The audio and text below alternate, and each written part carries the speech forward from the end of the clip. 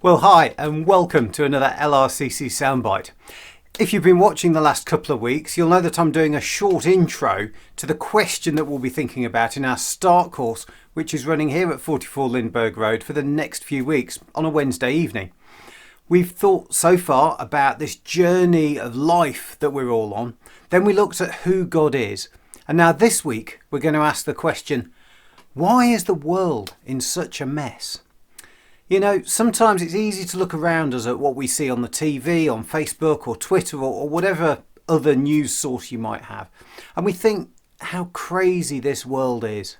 We see reports of some pretty bad things going on. And we wonder when someone is going to do something about it. Maybe we see and hear about things that are going on directly around us. Maybe even in the streets where we live. This week, we're going to start by thinking about some of those big things. But we're also going to look at where we fit into this world. When we see big things going on, it's hard to see how we might be able to influence or change things on a global or national scale. But not everything going on and going wrong in the world is that big. You know, I suppose if we actually think about it, how many big things are there going on at the same time? There's probably not that many really big things going on globally. But as you come down and maybe each country, there's a few more things that are relevant to them. And then as you go to your area, maybe there's a few more things that become relevant. Maybe down to the area you live in, and there's a few more. At each step, the number goes up, doesn't it? There's maybe the same number of things, but there's more areas, there's more countries. So the number of things rises. Until we get to the point where we see each person as an individual. You know, I heard someone recently who when they were asked what the biggest problem was in their life, their answer was, I don't know, there's too many to choose from.